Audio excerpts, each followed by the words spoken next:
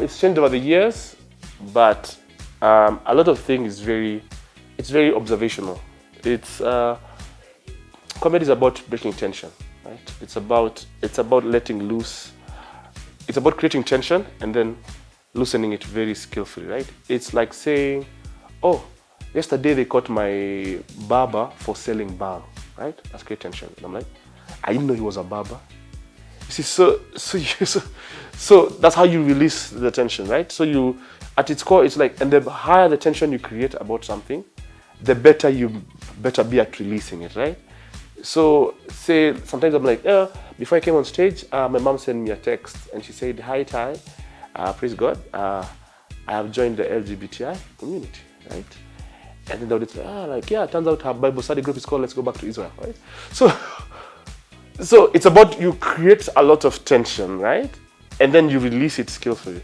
So you see, if you just create tension and don't release it to the audience satisfaction, you're just a mean guy. You see. But all if you're doing is just releasing tension, you're giving a TED talk. So at its core, comedy is talking about this and releasing it, yeah. I'm an ethical comedian. Before I talk about something that someone told me about it, I always ask them, are you comfortable with me talking about this on stage, right? And then after that, we can talk about it. I can exaggerate it or diminish it to the way they want. But yeah, my friends are always the ones my friends are always like, oh, when you go on stage, like, I actually hate it as a comedian because everyone thinks their story is the most interesting in the world, right? So they're like, go and talk about this. I'm like, no, it's boring. But I won't tell you that, right? Yeah, so, or the others were like, yo, and don't talk to me about on stage. I'm like, no, bro, your life is not eventful at all. No one will ever talk about your story. And it's okay, but it's okay to be a boring person. Like I feel like everyone wants to be flashy and I think boring people run the world. And that's fine, yeah. It's okay to just be an accountant. It's okay to just, like not everyone is going to be a superstar in the world, right? Even superstars will not always be superstars. And I think we should be, they're the basis of life. They're the bread to the margarine we try and put on, yeah. Oh, this was the Bloemfontein Comedy Festival. So it was done at a place called the Free States in South Africa. So I was Kenya's representative for this. So when I was called, it felt really good to go to SA and just chill with those people and hear the funny accents. Not that mine was a funny accent to them, So I used to make fun of my accent. So like, yeah, Kenyans, they talk very funny, yeah. They say smash. They say, as we say smash, Kenyans say smash, smash. I'm like, I don't get the joke. Well, it's not smash. Yeah, when a Kenyan guy is serious, when he wants to have sex with you, he does not smash. He smashes. He smashes. I'm like, what the hell? I think there are different bits in the film. It's not one long story. There's the first bit was around finding out your parents actually have sex as an African child, right? And so when I wrote that bit, it was at the height of COVID, right? When I was back home with my folks and I just got into stand up and I was trying to find my voice in it very well. And at that time I noticed that my parents' radio was always, they had a radio in the bedroom and then the speaker would transmit to the sitting room, right? So, and I never thought much about it, right? Until one day it hit me like, oh my God, what if, what's why the radio is always on in African parents' households? So so I never got to listen to Embewa Citizen the same way again, wash. So then after I had that thought, because comedy is a lot of people think it's very like, I had a spark and good comedy is not like that. Good comedy is very like, you can get the idea, but now the writing, now sitting down to write the comedy is the harder part, right? It's like everyone has funny ideas as they walk around. But now sitting down and have a book and saying, okay, this is how I start my idea, I want how to arrange my stuff, and I want it to just be better, right? But the other bits that were there is because I had a TV show called TMI Thai on NTV. And the guys who trained us were the guys who helped Jon Stewart write The Daily Show. So they came from, we just had a show there. And so when we went do the training for writing, I got to learn how to be a bit professional in doing comedy. Where now you're aiming for four laughs a minute. So when I'm writing, I'm like, bit, laugh, bit, laugh. So by the time I'm telling you a story, if I tell you, there's some stories, there's some jokes which are only funny at the end. It's a long story, it's a long story. So if it does not deliver at the end, I just wasted so much of your time, right? So unless it's a hilarious thing in the end. So my writing style now is very like, I tell a story with bits which are funny in the end. So like subject oriented. It's this, it's this, it's this. So if I say it's the way I woke up today and I had to go downstairs to do what, I have to write about how when I woke up I felt why was my bed like this. Going down the stairs, I do another joke about what's up with stairs, what's up with stairs. So by the time I'm writing, I know funny, funny, funny. So I know the big idea was I woke up and fell on the stairs. That's the big idea. But in between me waking up and falling on the stairs is I woke up with a hard on, and it was so weird because the last person I said before I slept was my grandmom. And then, like, so all those things. So by the time you get to a place where, let's say you've laughed so often, by the time the idea is, it's not really, I should not tell a joke that you can tell to another person. There is technique to it. There's so much technique to it. But it feels, I think with comedy, the problem is everyone thinks it's a talent, not a skill. You see? So if people think and it's because comedians work for you to think we're naturally funny people. Because that's the only way you'll want to listen to us. You don't listen to us if we are skillful people, sadly, right? So it's a big part of it is, yes, the people who have a predisposition to humor, generally speaking, but that's like, now they need to go to the next level. People are going to pay money for your comedy, right? And that's people, and it's just a skill like any other that you can get better at, yes. The thing is, being a roast comedian is one of the hardest things you have to do because it still stinks your soul up a bit. Like, you don't want to be the guy who is known for being mean to people. I like making people happy. So like outside of roast comedy, I don't roast like as an audience per se, right? During comedy. My friends, maybe they'll get it here and there, right? But at its core, it's like I make jokes about the country, about life, about love, about all those things. And also, the roast comedy, the way I do roast comedy is I get to a really dark place. Like, what if I hated this man? Like, what if this man just, everything about him, I just look at like his shoes, the way he walks, the way he talks, the way his mama doesn't like him. Like, we'll go to very dark places with how because when we do roast comedy, we are given a roast package, like a package of this person's life, right?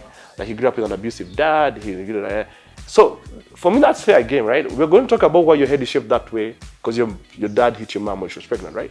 We can go that far, right? But generally, that's only in the very auspices of a roast, yeah? But outside there, no, I don't enjoy being mean. There's no reward to just being mean as a person, yeah. I think the first time when we were at the writer's room and we went through a couple of very like yoga-like activities, right? Oh, tell us the last time you were comfortable in your body, and then we had to act zen the whole time, and that was cool. But it was a very different experience because comedy writing rooms are they're not safe spaces.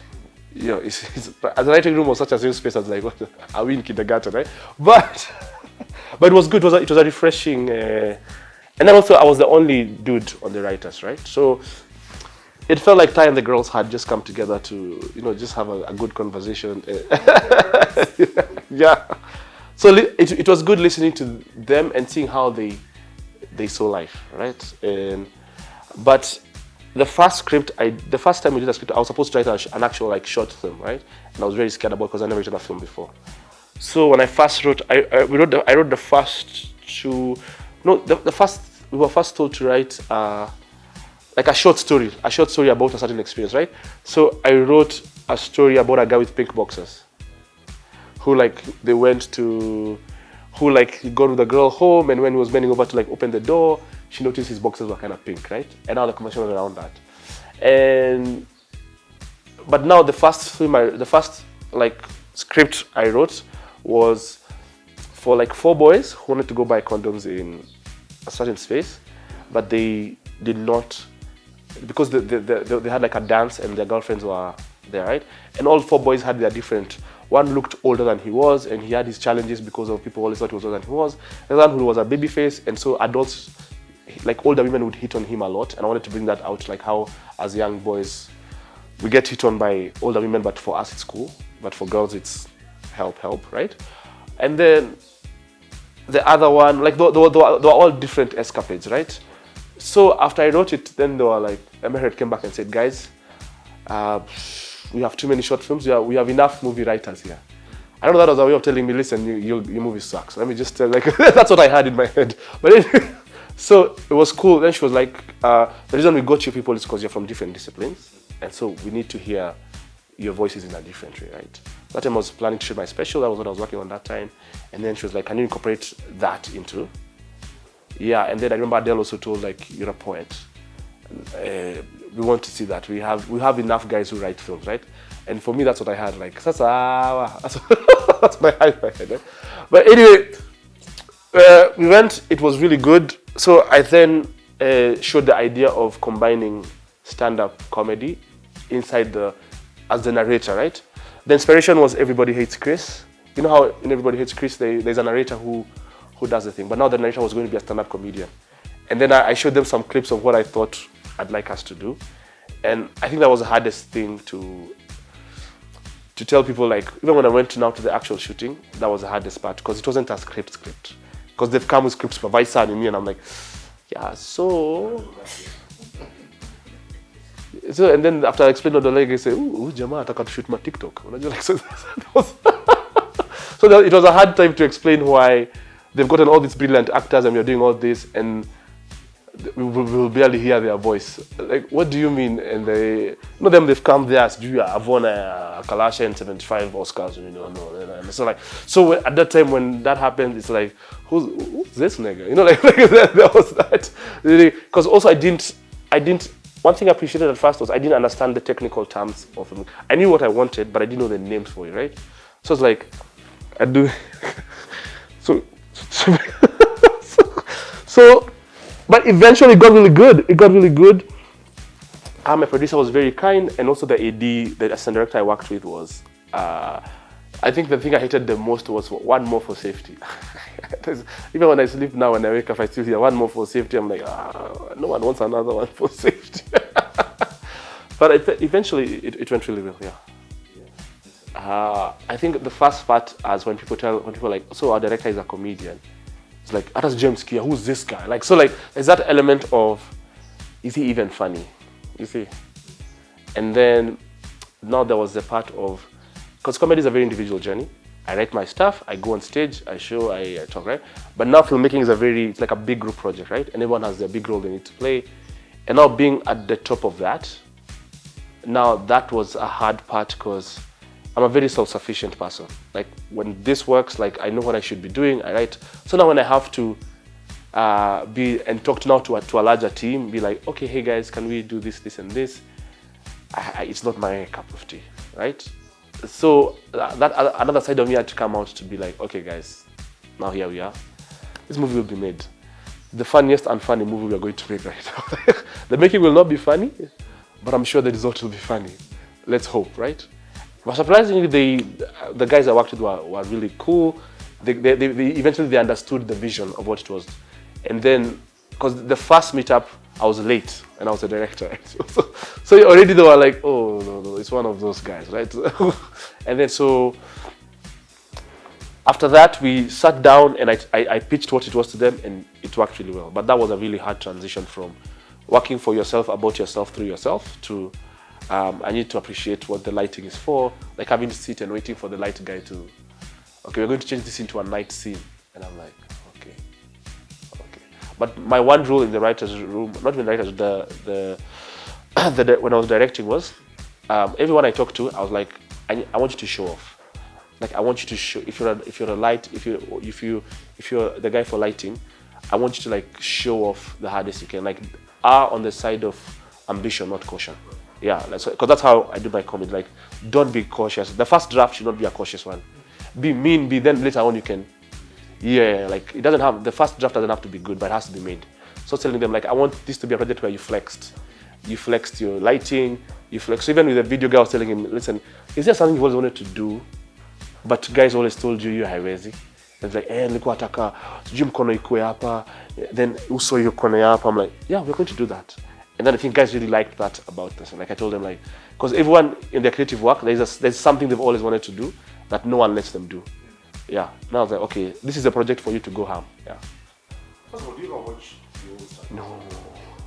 I hate the way I sound. I always feel like I look funny on stage. I hate my body language on stage. I don't even know why guys pay, but I'm happy, right? So having to watch yourself over and over, it felt like I was self-pleasuring in a bad way, you know. Like, you know, when I saw the credits, director, writer, main star, I was like, okay, time, bro. But I had to because I'm the one who did the stand-up. So I was like, I can't think. So it got to a place where the editing for me was, when I saw the first draft, I was like, guys, have we just wasted people's money? Like what have we done? What is this a joke? You know? And then also I think because when you first send it to the editor does not quite understand comedy very well. So they don't know where to cut. They don't know. So like they just play it and then they're like, okay, they only first care about was the sound in sync, and when I watched it, I'm like, I'm like, guys, we need to just call Kina Merit and apologize, move to Somalia, join Al-Shabaab and just start a new life, right? Because there's nothing we've done on this thing, right? So now we start in the writing room, in the editing room. You know, at first I thought editing would just be like, okay, like a 20-minute job. But we sat here for 5 hours and I was still not happy. So I had to go home. And you know, I told everyone, you know, I've been making a movie. You know, I almost got a French accent. You know, like. So I told them I cannot work under these conditions because I don't even get a French hat. So when we're doing that, I'm doing the whole. Yeah, we reached into my insides. Yeah? But now, when I first did the draft, I was like, oh my god, like, should I just go and do films in River Road? You know, like, should I just call Samido and you can go the guys who are pointing at the video doing this? Because now that's where tumefika, right? But generally, I think over time I got to like the project. Yeah, I was like, oh, okay, this is good. Like, I was patting myself and encouraging myself in the Lord. You know, like, okay, this is good. You did well. I want dudes to watch the film, men specifically, because reproductive health has been such a woman space, you know, and I get why, because of the language in it, the seriousness, the shame around. You're a man. How can you talk about? So when men are like that, they immediately shut down. We're like, okay, let's go to the dark side. Yeah, that's who we're going to be, right? But with humor, it's easy to just for guys to see themselves in the film, right? Their insecurities through humor. When either it's the way they look, whether it's the how their fears around reproductive health. That was I want dudes to watch my film. Yeah. Okay. Film-wise or comedy-wise? Okay. I'm trying to shoot. I'm doing a series of. I did a special called. It's not a special showcase called Acha Niseme Nitoke. It was about the challenges of our country, governance, and all this. So I did 2 Sundays, and we had quite a big crowd and all this, right? So I want to take it around the country, Kidogo, maybe Kisumu, Mombasa. So Mombasa, I'll be in Mombasa in the next, I don't know when this is coming out, but soon. And then, yeah, I want to see how that goes. I really want to use my voice as a comedian to talk about what people see every day. And for now, maybe this quarter it's going to be governance. Maybe the next quarter it's going to be love. The other quarter, I want to be very thematic with every quarter. I want to have a so eventually, maybe by the end of the year, 5,000 plus audience when we're just laughing all together about stuff. Yeah. So film-wise is documentary-esque of that process of like shooting that whole. We were at a place. This is how guys reacted to interviewing guys about what's happening after the show, you know. And then, what do you think about the country? What do you think about all those things that are just through humor? What do you think about when he said all those things? You know, like when you talked about USAID or when you talked about our troops in Haiti, and the humor about what do you think about it, right? Because after the show, I always ask the audience what do they think about the country. Then we make jokes about that. Yeah. So we're just shooting something like that. Yeah.